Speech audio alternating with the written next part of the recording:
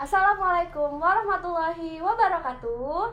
Bersama saya Yai Suripiti Srisiyati dalam acara Ngopsan, Ngobrol Santuy. Di episode kali ini, saya akan membahas seputar budaya dan kreativitas dari para narasumber yang keren-keren deh pokoknya. Oke, inilah Ngopsan, Ngobrol Santuy.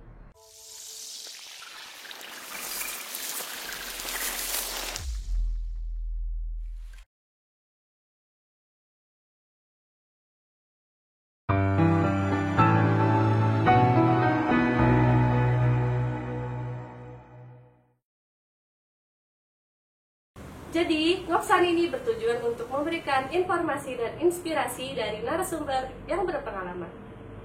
Pada episode kali ini, kami menghadirkan Mbak Citra Cahyaning Sunirat. Mbak Citra ini merupakan salah satu pimpinan cabang Ayodiapala, cabang Cibinong, dan Ayodiapala Bojong Depok Baru. Mbak Citra juga merupakan staf pengajar bahasa dan kebudayaan Indonesia di salah satu sekolah di Jakarta. Mbak Citra juga merupakan kandidat master dari ilmu pendidikan. Hai Mbak Citra. Halo Yai, apa kabar? Baik. Halo, Makin cantik ya. Ya ampun, tambah tua, makin tua. Tapi makin cantik loh. Alhamdulillah ya. Boleh dong Mbak Citra diperkenalkan lagi lebih lanjut. Oke, halo sobat budaya semuanya yang belum kenal aku, Jadi aku tuh Citra, namaku Citra. Di Ayodiapala ini aku jadi dipercaya menjadi pimpinan cabang, yaitu dari cabang Cibinong, cabang Bojong Depok Baru. Yang di cabang Cibinong itu sudah sejak tahun 2008 ya, sekitar 14 tahunan. Kalau yang di cabang Bojong itu sudah sekitar dari tahun 2015 kalau nggak salah. Nah, betul seperti Yai sampaikan tadi, aku merupakan staf pengajar bahasa dan kebudayaan Indonesia di Jakarta International Korean School, sekolah Korea. Nah, aku juga sekarang sedang menempuh pendidikan lagi, betul Yai, di ilmu pendidikan. Kalau masih penasaran, buka aja LinkedIn ID aku ya, Citra Cahyaning Sunirat. Waduh, annyeonghaseyo. Annyeonghaseyo, Rubu. Boleh dong Mbak ajarin sedikit-sedikit nih bahasa Korea.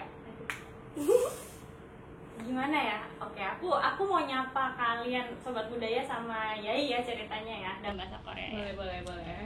Annyeonghaseyo, 여러분. 전 Citra입니다. 반갑습니다. Waduh, Artinya apa tuh ya? Mbak artinya Mbak? Subtitle apa? Oke, artinya halo teman-teman semua sobat budaya. Saya Citra. Senang bertemu dengan kalian semua kayak gitu. Waduh, mantap sekali nih Mbak Citra. Ya, itu basic. Oh iya, ngomong-ngomong ceritain pengalaman Mbak Citra dong menari di Pusdika Seni Ayodiapala ini, dan kapan Mbak Citra mulai belajar hingga sukses seperti sekarang? Oke, bentar, sukses ya. Ya ampun. Kita clarify dulu nih sukses ya. Sukses tuh apa sih ininya? Definisinya apa sih sebenarnya? Kalau menurut aku sendiri nih ya, kalau sukses itu masing-masing tiap orang tuh, setiap individu beda-beda gitu. Apa namanya, standarnya. Ada yang standar finansial tinggi, dia sukses. Ada yang standar sosialnya tinggi, dia dianggap sukses. Ada yang standar pendidikannya tinggi, dia dianggap sukses gitu. Nah, itu relatif banget gitu loh, relatif banget menurut aku. Nah, tapi buat aku sendiri, sukses itu apa sih Mbak Citra gitu kan? Sukses buat aku tuh bermanfaat buat orang lain, itu doang aku tuh. Jadi kalau dibilang sukses di titik ini, karena aku masih ingin dimanfaatkan oleh orang lain, manfaatkanlah aku sebanyak-banyaknya. Itu jadi ya belum sukses buat aku sih, belum sukses karena aku belum berhenti untuk ingin bermanfaat untuk orang lain, intinya gitu sih Yai. Nah, menjawab pertanyaannya Yai ya tadi, wah panjang banget nih Yai ceritanya. Gak apa-apa, boleh diceritakan. Ya ampun, boleh. udah berapa puluh tahun, 20 tahun lebih ya, aku 20 tahun lebih aku tuh udah bergabung di Ayodiapala, udah jadi Ya sebenarnya sama sih seperti Yai sama teman-teman yang lain ya. Jadi siswa ya ikut ujian nari ya, terus jadi siswa magang, terus juga jadi asisten pelatih, jadi pelatih, terus sekarang ya jadi pimpinan cabang gitu. Nah dulu banget waktu aku masih kecil itu aku join di Ayo Dia Pala umur 7 tahunan deh kalau nggak salah. 7 tahun apa 6 tahun ya, pokoknya masih SD kelas 1 atau kelas 2 gitu. Nah terus itu kayaknya aku enjoy gitu nari, terus happy, terus ya mama support gitu ya udah silahkan boleh nari, terus nari lah aku dengan berbagai pengalaman ya, pastinya berbagai pengalaman nari, terus akhirnya kita pentas, ujian, lomba, seru banget deh sobat budaya. Seru banget ya Dia Pala tuh. Terus juga apa ya, terus jadi pelatih, dipercaya untuk magang di Ayo Dia Pala cabang mana, terus akhirnya aku dipercaya untuk megang kelas sendiri. Terus akhirnya pada tahun 2008 ya kalau nggak salah itu pimpinan pusat kita Pak Baas, Bu Etin itu mempercayakan, kasih ide kalau gimana Citra kalau buka di Cibinong Ayo Dia Pala, karena di Cibinong itu memang kan Bogor ya, Sunda gitu kan wilayahnya. Nah itu kebanyakan yang diajarin tuh tari Sunda, terus jaipongan. Nah sedangkan Ayo Dia Pala itu kan diajarnya semuanya nih ya, Jawa ada, Sunda ada, Betawi ada, semuanya ada gitu kan, sampai Kalimantan, Papua, Sumatera juga kita belajar semua. Nah Pak Bas kayak kasih challenge gitu loh ke aku, terus aku tuh excited sebenarnya, tertarik, wah ini nih new challenge nih. Tapi ternyata ada pertanyaan lagi, aku balik tanya lagi nih ke diri aku ya, emang lu mampu Cit gitu dulu, emang lu mampu Cit gitu, nanya kepada diri sendiri. Waktu itu tuh aku masih SMA kelas 2, terus sudah dikasih challenge gitu loh sama Pak Baas sama Mbak Etin. Terus aku mikir oke, kita coba deh, ditambah lagi emang siswanya udah ada nih, marketnya udah ada, jadi ya udah jalan deh, go gitu sih kira-kira. Terus sekarang jadi pimpinan cabang ya udah lama lah ya, udah 14 tahun, jadi memang banyak lah yang dilewatin, banyak yang balik kalikunya jadi pimpinan cabang. Iya. Kalau boleh tahu siapa sih yang menginspirasi Mbak Citra? Yang menginspirasi aku ya, awalnya aku nari, aku bingung ya kalau ditanya yang menginspirasi siapa. Tapi dulu tuh mamahku punya teman. Nah beliau penari, guru nari juga. Nah suaminya itu juga penari, dan di Ayo Dia Pala dulu sempat ngajar juga tari-tari yang gagahan, tari Jawa gitu ya. Itu namanya Bu Endang atau Mbak Lis dan Mas Fajar. Itu bukan terinspirasi, tapi lebih kayak melalui beliau berdua aku jadi suka nari gitu, jadi mau coba nari gitu sih Yai. Oh gitu, berarti cita-cita Mbak Citra dari kecil tuh apa sih sebenarnya? Oh oke. Cita-cita ya, aduh ini lucu nih Yai. boleh. Jadi kalau di sekolah aku tuh guru-guru suka nanya kan, kalian mau jadi apa cita-citanya, si A, si B, si Citra jadi apa gitu. Nah dari kecil tuh aku selalu di saat yang lain aku mau jadi dokter, aku mau jadi pengacara, aku mau jadi insinyur kayak gitu-gitu. Aku tuh selalu pengennya jadi guru, tapi nggak spesifik. Aku bilangnya, Bu Guru, aku pengen jadi guru, tapi nggak seperti guru, tapi bukan guru seperti Ibu Guru. Aku aneh kan. Nah itu kan berjalan waktu gitu ya, aku jadi tahu gitu loh, ketika aku udah umur 20-an aku jadinya akhirnya tahu kalau ternyata aku tuh pengen jadi, istilahnya sekarang tuh edupreneur kali ya, jadi orang yang berwirausaha tapi di bidang pendidikan. orang yang pengen berkarya tapi di bidang pendidikan kayak gitu, yang sukanya ngajar kayak gitu sih. Iya, dan apa namanya, cerita juga nih dari kecil kan kita ayo dia pala nih kalau ujian kan di FIB UI, di auditorium gedung 9 FIB UI gitu ya.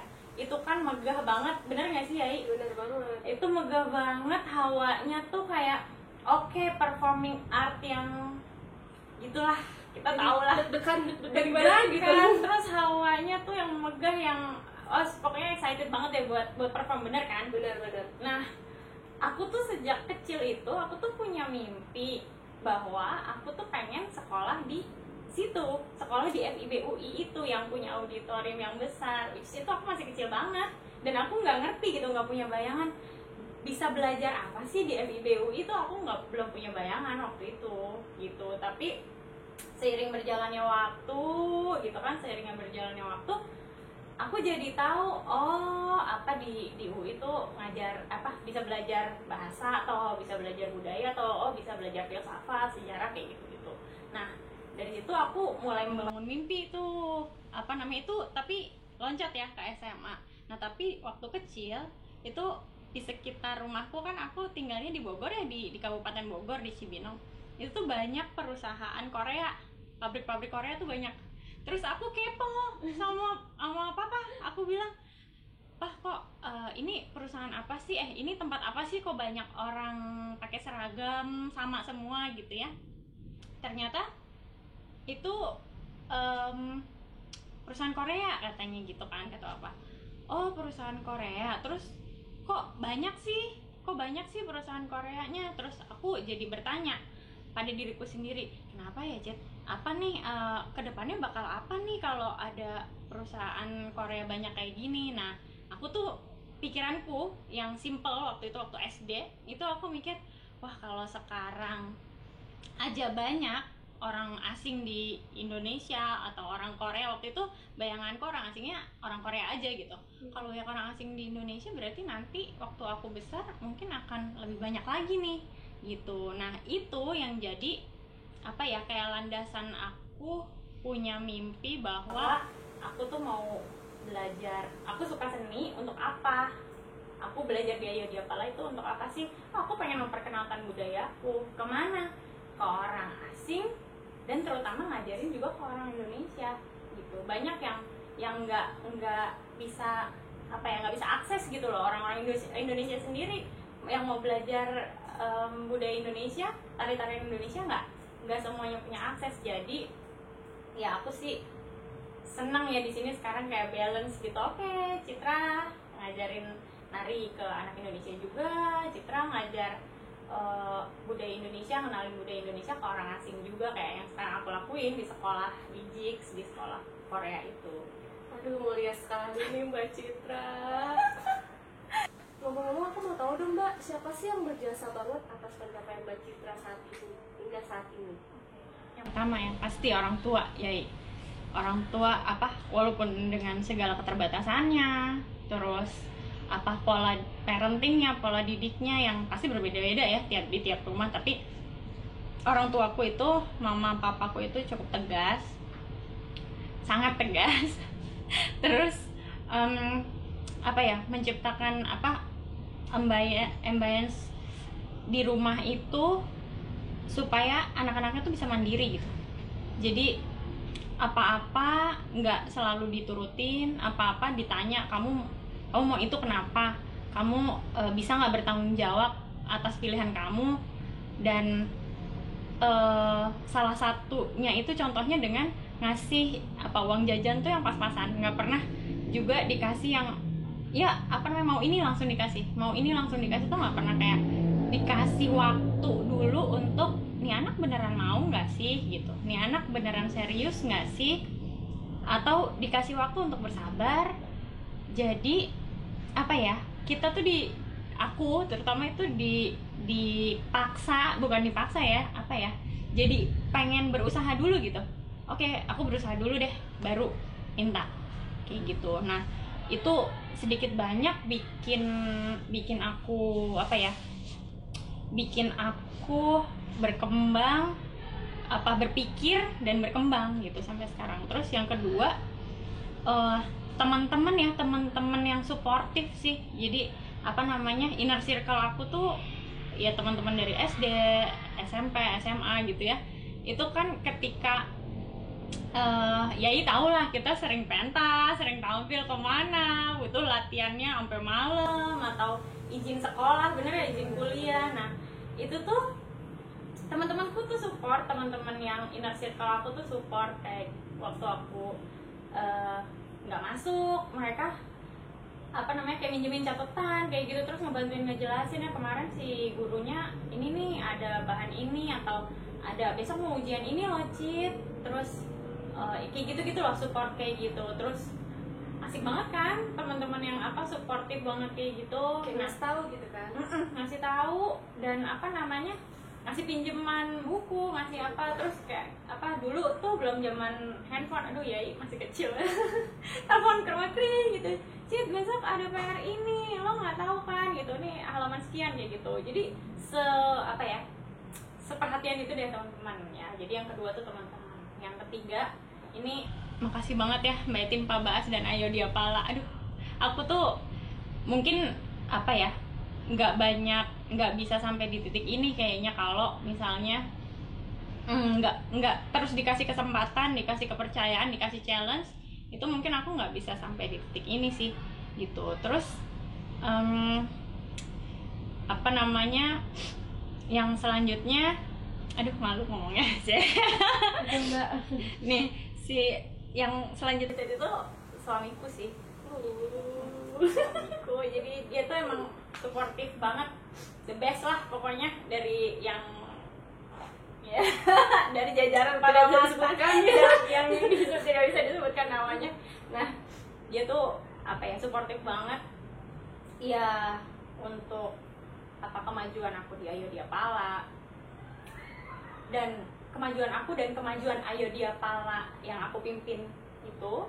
Lalu dia juga bantu banget, support banget di kerjaan aku di sekolah Korea. Terus dia juga support banget tentang pendidikan aku. Dia selalu jadi partner ngobrol yang paling klop. Terus semuanya deh pokoknya, ditambah lagi ini penting buat para wanita. Apa tuh Mbak? Dia tuh partner mengurus anak dan mengurus rumah tangga yang baik. Jadi kalau cari calon nanti kok jadi kasar juga.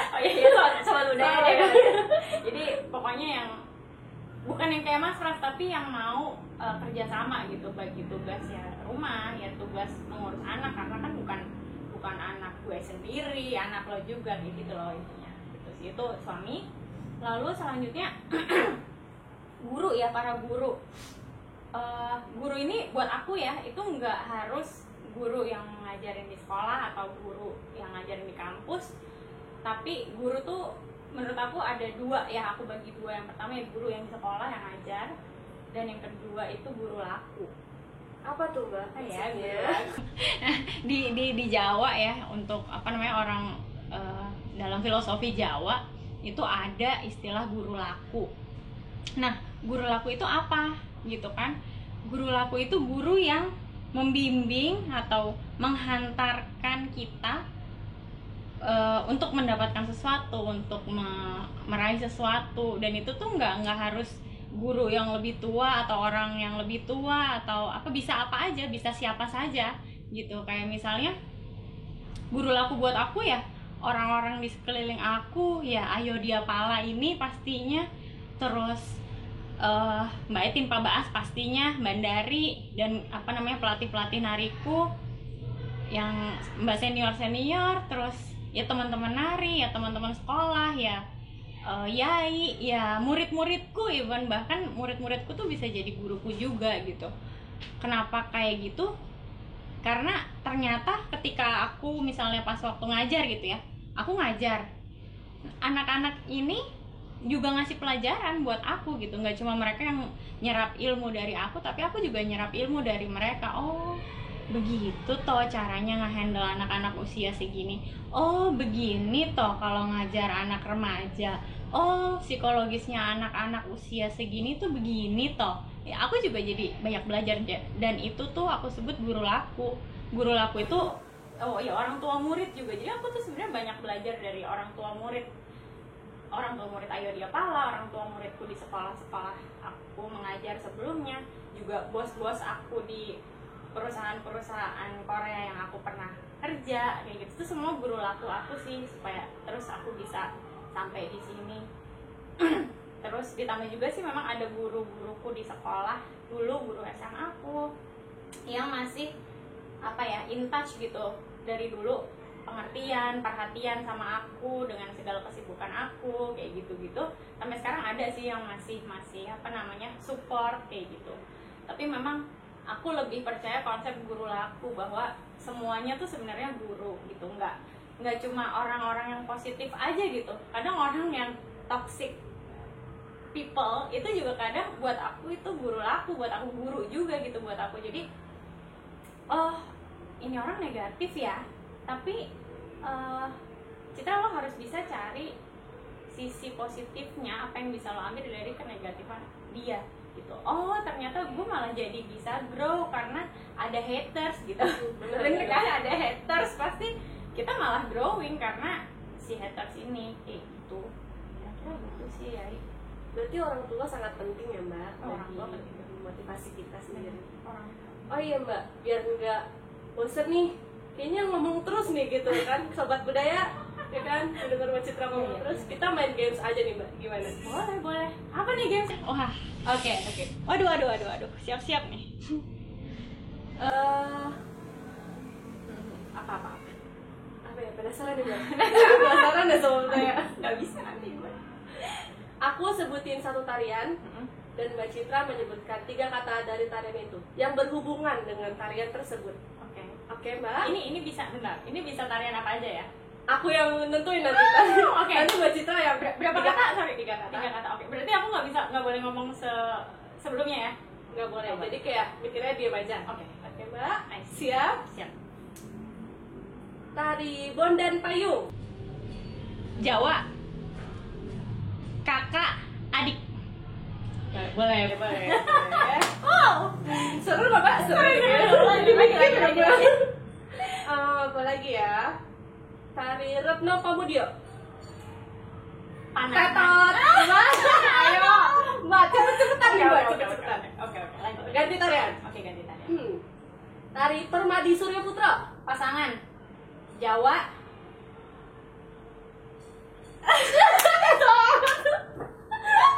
Aduh, kurang satu lagi tadi Mbak. Ganti lagi ya. Ganti lagi, oke. Oke. Tari nungguin ya. Nungguin ya. Tekan banget nih sama budaya. Tari Pamungkas. Terakhir, halus, 17 menit. Bener banget, lama banget. Udah dingin? Udah. Udah dingin? Udah dingin. Atau mau minum dulu boleh Mbak, Oke, silakan kalau boleh. minum. Haus banget nih Mbak kayaknya nih Mbak. Panjang ya. Panjang ya penjelasannya. Dah. Sudah siap lagi untuk menjawab pertanyaan? Lanjut. Oh iya, dulu kan Mbak Citra seorang penari dan sekarang merupakan pelatih juga kan? Boleh diceritain nggak Mbak suka dukanya menjadi penari atau menjadi pelatih? Menjadi penari dulu kali ya. Boleh. Dari siswa ya, aku sebenarnya buat aku ya, selama menari di Ayo Dia Pala tuh dukanya pasti ada, tapi hampir semuanya tuh suka gitu loh. Aku nganggepnya gitu sih, walaupun ada aja dukanya. Ya dukanya sih teknis sebenarnya, kayak misalnya jauh. Aku kan tinggalnya di Cibinong ya. Wah, gimana tuh Mbak? Naik apa tuh dulu? Jauh banget Mbak. Iya, nggak ada apa ojek online, taksi online nggak ada, jauh banget asli. Aku harus naik kayak bis antar kota gitu. Serius, bis antar kota gitu. Nah, terus juga waktu aku SMA kan aku naik keretanya belum kayak sekarang. Aduh. Emang kayak dulu gimana tuh Mbak keretanya? Keretanya tuh ekonomi, terus kotor, terus apa ya? pokoknya kurang manusiawi lah keretanya, nggak AC, boro-boro, aduh banyak pokoknya gitu deh, kotor, nggak manusiawi deh. Itu kedua. Terus ongkos ya, apa namanya, ongkos yang dikasih orang tua tuh pas-pasan memang, jadi kadang aku harus mikir gitu, oke, kalau aku jajan berlebihan berarti aku nggak bisa pulang nih, atau bahaya nih, apa namanya, bisa nggak cukup ongkosnya kayak gitu. Bawa bekal kali Mbak ya? Iya benar, pasti bawa bekal. Bayangin dari pagi dong sampai malam bawa bekal berapa tuh, ya ampun. Terus bawaan yang banyak gitu kan, dari sekolah lanjut ke apa, latihan nari kayak gitu kan. Ya tapi itu teknis doang sih, tapi kebanyakan sukanya apa aja sih, sukanya banyak sih. Aku kayak ya menemukan guru laku, itu tadi yang aku tadi cerita, menemukan guru laku aku.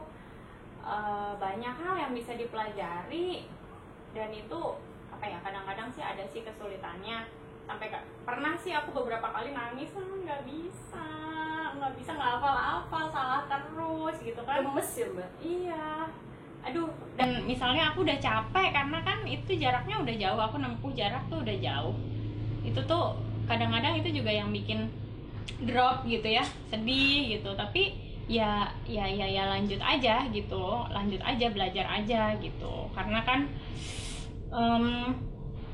pada akhirnya aku tuh sadar gitu kalau oh ternyata belajar menari itu nggak hanya belajar menari saja gitu, nggak hanya belajar ya tarian apa, misalnya tarian Retno Pamudio aja, atau belajar tari apa itu Sri Kandi Larasati aja, tapi aku juga belajar melatih mentalku di situ.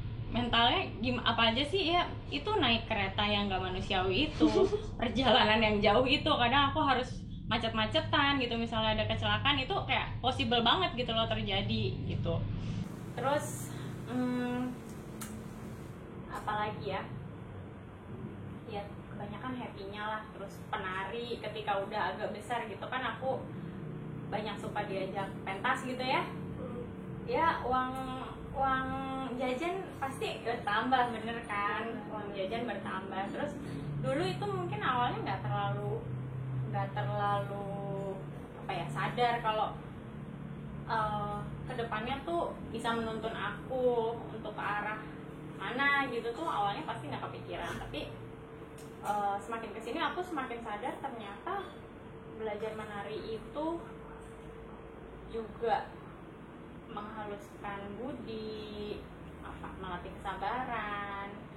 Dari belajar wiraga, wirasa, wirama itu tuh ya banyak hal lah yang aku dapat, dan ya aku buat jadi landasan hidup aku gitu loh.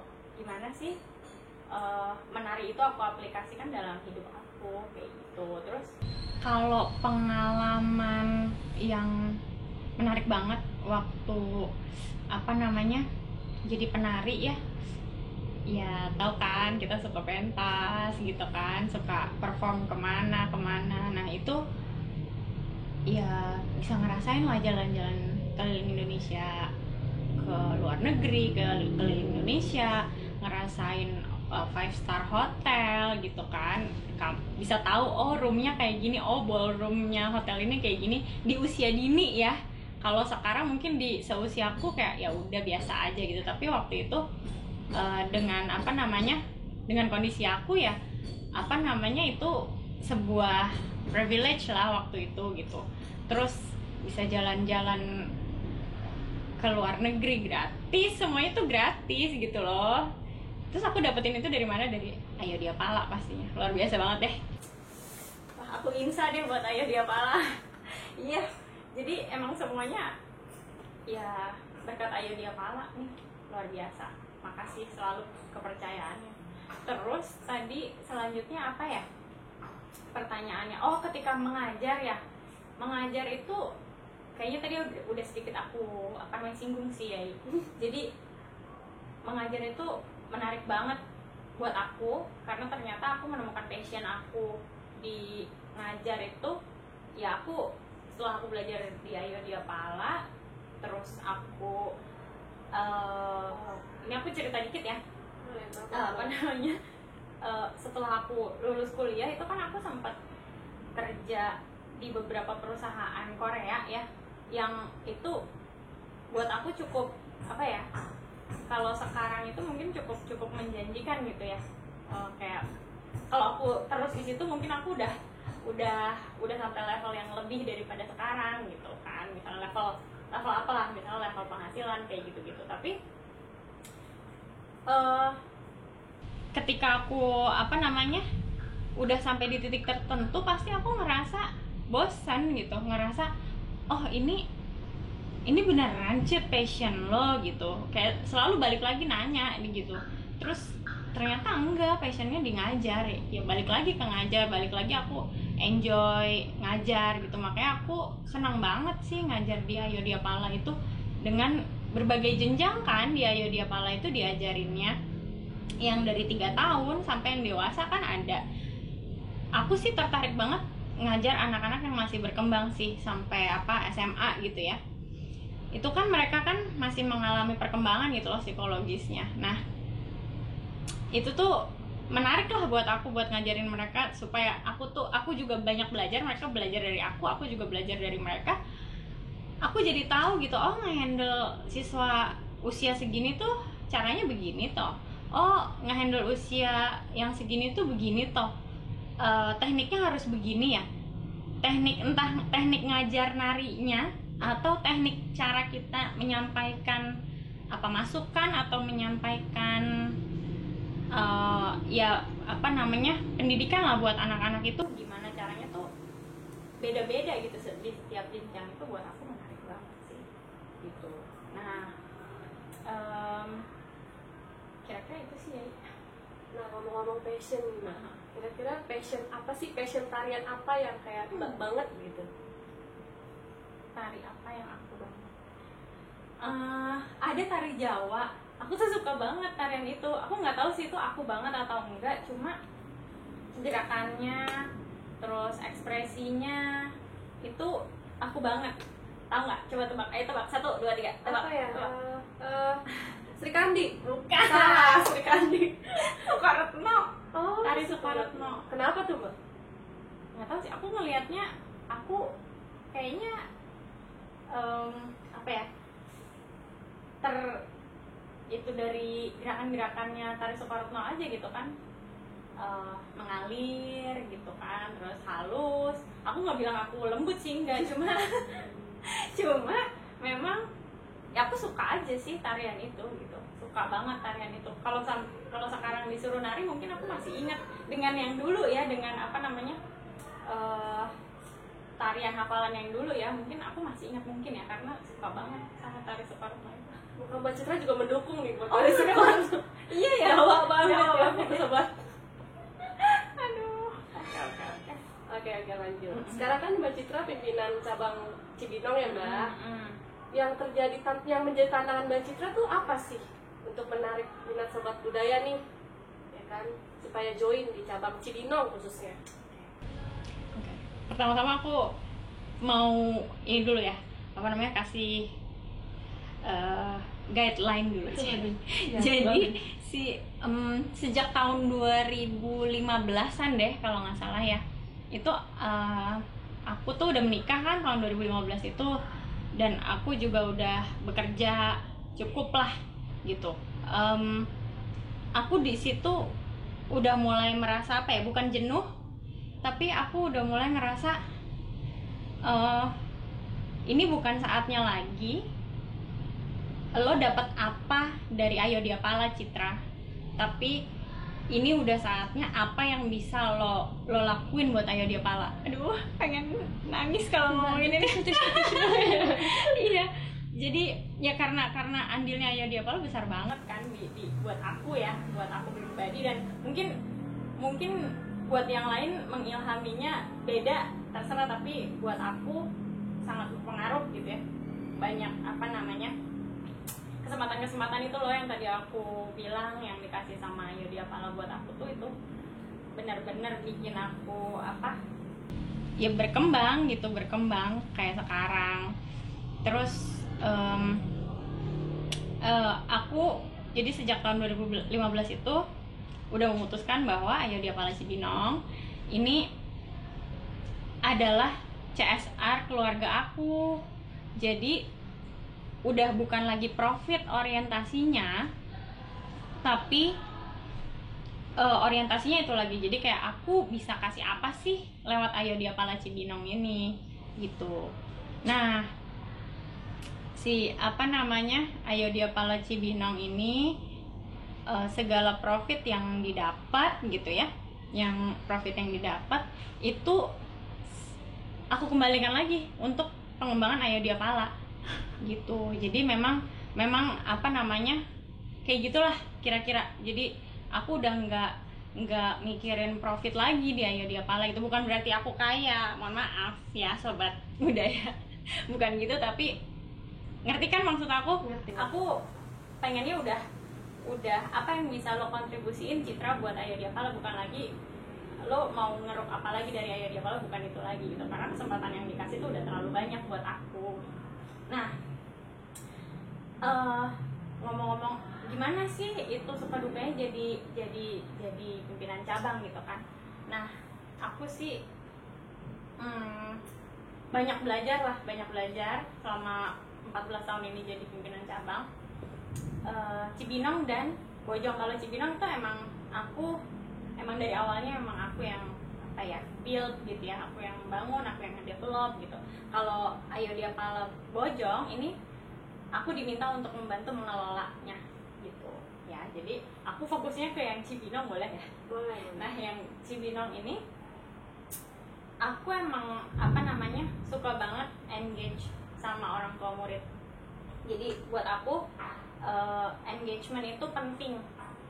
Hubungan yang baik itu penting antara murid ke guru, ke pelatih, antara pelatih ke orang tua dan sebagainya, antara pengelola dengan orang tua, antara pengelola dengan siswa juga, kayak gitu tuh kayak engagementnya harus bagus menurut aku. Nah, itu sih aku kelola banget gitu. Nah,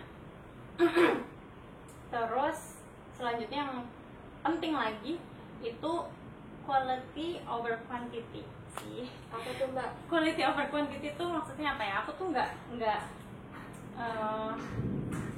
nggak mau jumlahnya banyak tapi kualitasnya nggak bagus.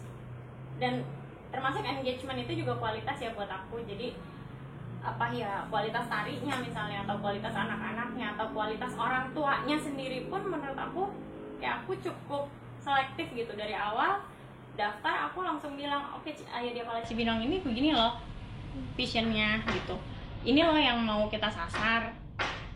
Terus antara pelatih, orang tua, dan pengelola tuh harus sinergi gitu. Kalau kira-kira berat atau nggak siap, cabang Ayo Dia Pala yang lain banyak kayak gitu, silahkan. Aku dari awal kayak gitu, nolak murid, mohon maaf. dari awal pendaftaran gitu. Nah, ditambah lagi juga quality over quantity ini dulunya sebelum Ayo Dia Pala Cibinong ini pindah lokasi ke lokasi yang sekarang, itu dulu kan memang aku meminjam pendopo rumahnya mama papaku gitu. Aku pinjem pendoponya mama papaku, kami latihan di sana setiap minggu. Dan lokasinya namanya juga pendopo rumah ya, bukan ruko atau gedung atau bukan yang spesifik untuk tempat buat berkegiatan, memang rumah tinggal gitu. Nah, berarti kan ya parkirannya nggak memadai, terus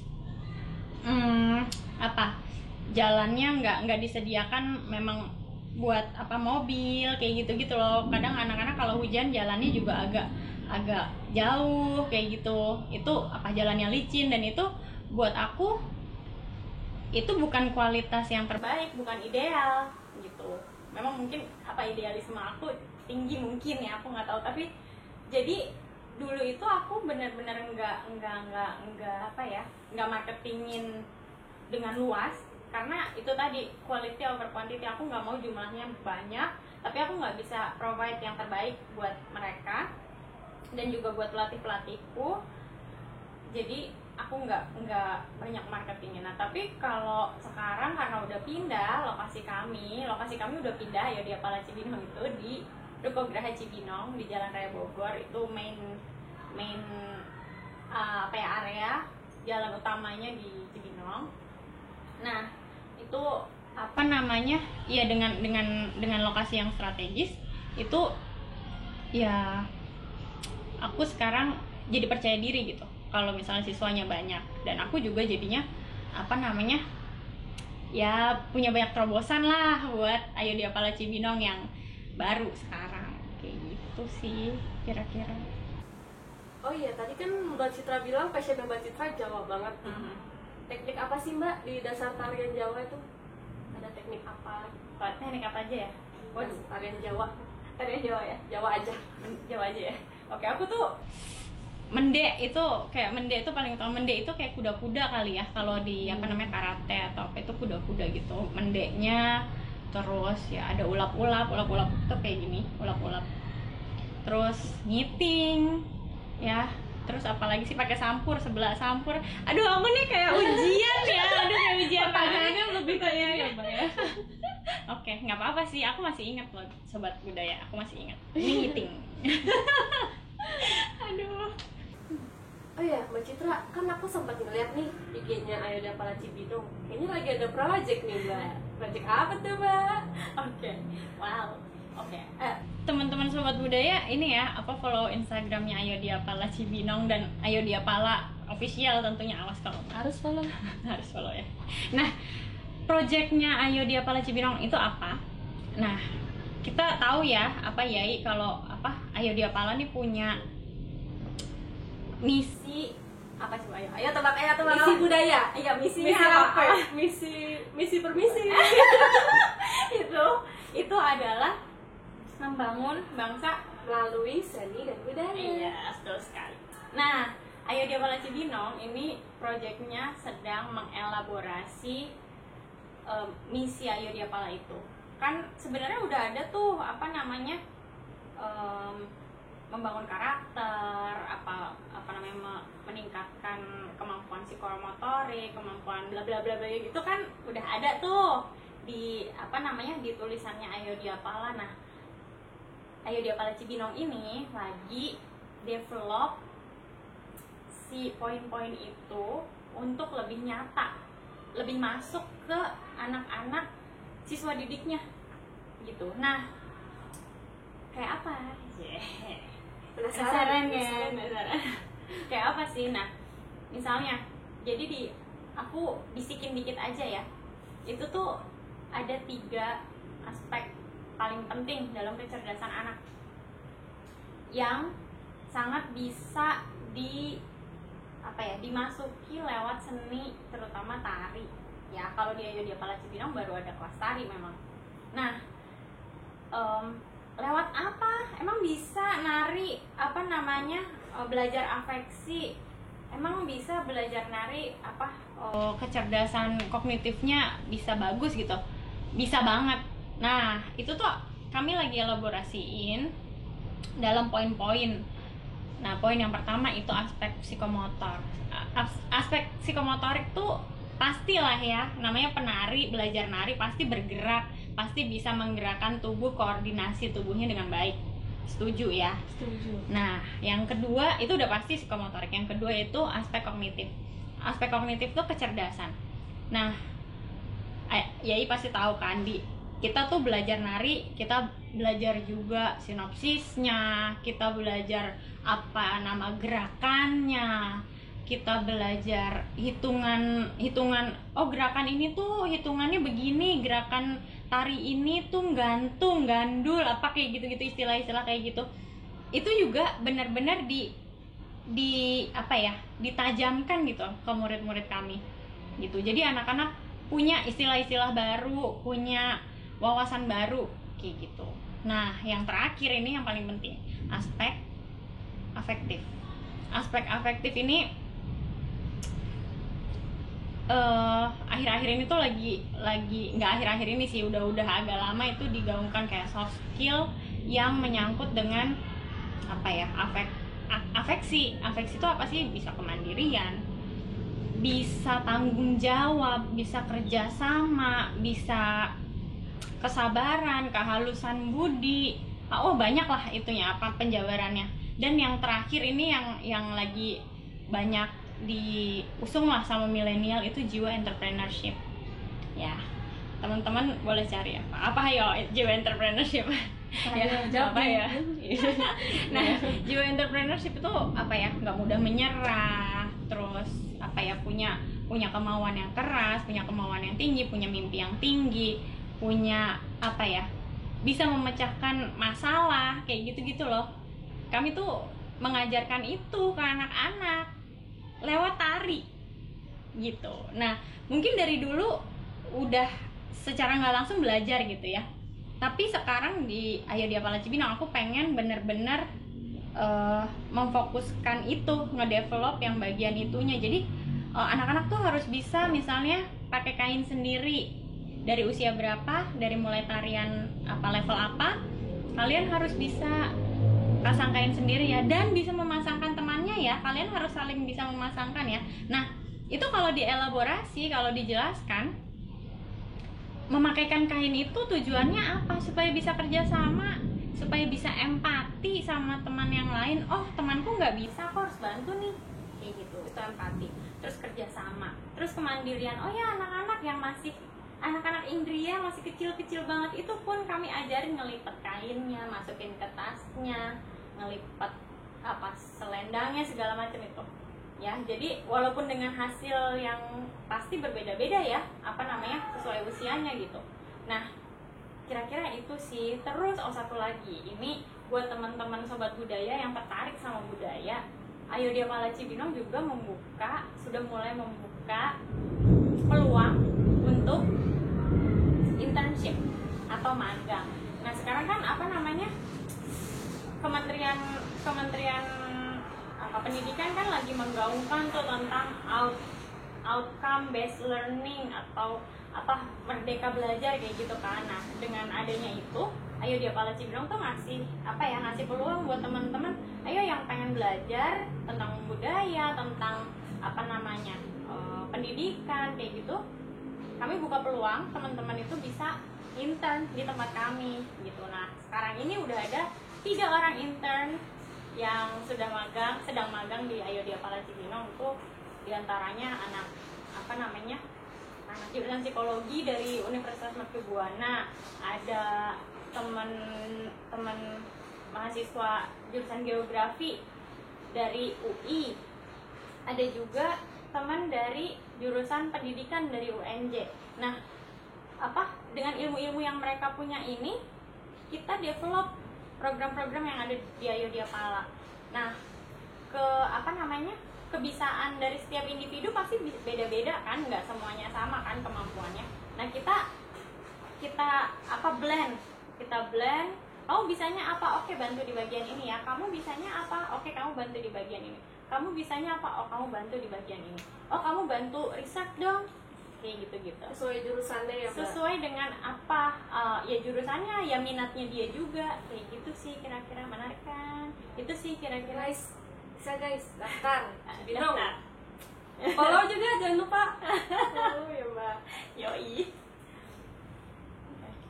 Oke nih Mbak, kita masuk ke sesi terakhir. Waduh. Sayang sekali. Loh, sudah berakhir ya. Pertanyaan terakhir nih Mbak, dari Ngopi Santuy ini. Menurut Mbak, gimana sih menjadi cara orang yang serba bisa? Gimana caranya jadi orang yang serba bisa? Dari yang seorang tadinya siswa, terus menjadi penari, pelatih, yang seperti sekarang ini nih, yang Mbak Citra pimpinan cabang. Apalagi masa pandemi ya kan? Masa pandemi ini, gimana sih cara memaksimalkan kemampuan kita? Oke. Yang pertama ya, ini mungkin buat teman-teman yang semuanya sih, in general ya, kita tuh harus sadar, harus bangga atas budaya tradisi sendiri gitu. Ya sah-sah aja sih, boleh untuk tahu, suka, atau mempelajari budaya lain, bahasa lain, aku juga ya. Itu sah-sah aja, tapi benar-benar kita sadar kalau kita tuh harus bangga sama budaya kita sendiri gitu. Jangan kebablasan nanti jadi carut marut budaya lah pokoknya. Jadi kebayangkan kalau misalnya ada sebuah negara yang nggak punya jati diri, gimana coba? Iya, Sedih banget kan. Nah itu penting karena ini kayaknya sekarang lagi apa ya, ya budaya semua tuh bisa masuk, nggak ada border gitu loh. Kita bisa nonton di YouTube, kita bisa lihat di Netflix segala macam gitu. Nah kita harus punya saringan gitu menurut aku pun belajar budaya, aku belajar bahasa asing, tapi aku sadar banget aku bangga dengan budaya Indonesia. Tetap budaya Indonesia paling utama. Nah aku sih kasih contoh ya, dulu waktu kuliah aku kan belajar ya budaya Korea juga, aku belajar bahasa Korea juga gitu. Nah waktu kuliah S1, nah terus aku tuh bikin karya bareng sama teman-teman sejurusan aku. Jadi kita kan punya tari saman. Heila Otsah. Ya, Ini udah ini bang, awam banget ya tari saman. Iya, nah aku nari saman, aku bikin karya itu tari saman dan diiringinnya bukan dengan alat musik yang biasa dipakai untuk tari saman, tapi diiringinnya dengan alat musik tradisional Korea namanya samulnori. Lucu tuh mbak. Iya, Lucu alat banget samulnori itu tuh kayak apa ya? Kalau di kita mungkin gamelannya kayak gitu, kayak gitu. Tapi kan budaya Korea itu kan homogen, cuma satu. Ya udah, dia cuma punya satu itu. Nah, aku paduin tuh. Jadi nari saman dengan beatnya tari saman, samulnori dengan bunyinya samulnori, aku jadiin satu. Seru sih. Teman-teman kalau penasaran boleh cek di Google ya, nama karyanya Samanori namanya. Keren banget tuh guys. Perpaduan antara Korea dan Indonesia. Bener. Nah itu apa ya? Salah satunya inovasi ya, yang tadi Yai bilang inovasi, lalu kebanggaan atas budaya sendiri, inovasi, lalu yang selanjutnya ini penting juga, berpikir kritis, critical thinking. Di Indonesia tuh kayaknya critical thinking tuh kayak udah ya ampun cuma berapa persen gitu loh. Kenapa aku bilang gitu? Itu karena tahu kan akhir-akhir ini tuh lagi ada banyak teror, bom kayak gitu-gitu, bom bunuh diri kayak gitu-gitu. Aku pribadi ya, ini pendapatku pribadi, daripada kayak gitu mendingan belajar seni deh, belajar nari deh di Ayo Diapala sini ayo. Nah kenapa aku bilang gitu, karena belajar seni, belajar nari itu budinya jadi halus. Seni itu indah, seni itu nyaman. Ketika kamu berpikirnya radikal, ketika mikir membunuh orang itu adalah boleh, itu kan nggak mungkin gitu loh. Dalam seni itu nggak ada kayak gitu, itu bukan hal yang baik kayak gitu. Nah itu critical thinking, teman-teman. Jadi harus bisa filter lah ketika masuk informasi, itu harus disaring ya, harus disaring benar-benar. Nggak apa-apa. Oke, nggak apa-apa. Lanjut. Udah. Ntar di filter. Oke. Nah, udah lanjut. Oke. Nah, yang selanjutnya ya itu kembangkan jiwa sportif, ya suportif. Jadi suportif kepada siapa aja, entah ya teman, ya adik, ya orang tua, ya siapa aja, kita tuh harus suportif. Kenapa aku bilang gitu? Karena setiap orang tuh punya jalannya masing-masing, punya kesukaan masing-masing gitu. Ya kadang ada salahnya gitu, kadang juga benar. Kita support aja gitu, selama itu masih positif ya disupport aja. Nggak usah lah, apa sih sekarang namanya julid ya, netizen julid gitu kan. Itu menurut aku kayak nggak perlu kayak gitu. Harus suportif lah sama sesama teman, sama bahkan rival kayak gitu tuh harus sportif. Kayak misalnya aku kan ngelola Ayo Diapala Cipinang dan Ayo Diapala Bojong. Di wilayah situ itu banyak cabang Ayo Diapala juga gitu. Dan aku selalu bilang, ini rumahnya di mana ya ibu atau bapak gitu. Di lebih dekat situ ada cabang ini loh gitu, yang paling dekat di cabang ini. Aku selalu kayak gitu, itu bentuk suportif ya, bener ya. Jadi aku nggak mau ketika nggak apa-apa deh, gue diem aja deh, yang penting dapat murid, nggak kayak gitu. Aku selalu rumahnya di sini ya, kesana aja, ada cabang yang lebih dekat kayak gitu. Nah, pada hasil akhirnya kalau misalnya siswanya maunya ke mana, ke Cibinong atau ke Ayodhya Pala Bojong, itu kayak udah lega, akunya udah nggak punya beban kayak gitu sih. Itu supportive. Terus ini juga ketika kamu ngasih pendapat, dari kaitannya dengan jiwa suportif tadi ya, ketika kamu ngasih pendapat ke orang lain, ketika ngasih masukan, itu tuh ya, harus dengan cara-cara yang baik lah, intinya kayak gitu, dengan cara-cara yang baik, dengan suprasegmental dan yang baik, kayak gitu-gitulah maksudnya. Ya harus dengan cara-cara yang baik gitu, supaya orang lain ya nggak sakit hati atau gimana. Aku nggak bilang aku baik ya, tapi aku selalu berusaha, tadi gue salah ngomong nggak ya, kayak gitu, introspeksi kayak gitu. Terus selanjutnya, tingkatkan value kalian. Apa sih value? Value itu nilai kalian harus dinaikin. Apa? Dengan apa? Dengan misalnya ya kayak sekolah, lalu belajar di Ayodhya Pala, belajar nari. Di Ayodhya Pala kan diajarinnya banyak, nggak cuma nari doang, diajarin kelas make up, bener nggak? Kelas rias kita ujian, kita dapat sertifikat loh guys, beneran. Kita dapat kelas rias, terus kita bisa belajar bikin pola lantai. Itu pola lantai itu kalau yang nggak tahu apa ya, bikin koreografi gerakan dan posisi gerak ya. Nah itu kita belajar, terus belajar koreografi juga, belajar pokoknya macam-macam. Itu dengan punya skill, skill salah satunya ya di Ayodhya Pala, karena kita lagi ngomonginnya Ayodhya Pala, itu skill kalian, value kalian tuh naik dengan naiknya skill kalian. Misalnya belajar bahasa asing lah, atau kursus pajak, atau kursus apa itu naikin value kalian gitu. Belajar apa sekarang tuh lagi ini banget, financial planning gitu. Belajar tentang keuangan, bukan supaya kaya. Ini penting ya teman-teman, ini dari kecil itu kita harus paham financial literacy itu apa, pengetahuan akan gimana sih jadi orang yang bijak untuk mengelola keuangan kayak gitu. Basically aku emang anak yang suka nabung sih dari kecil.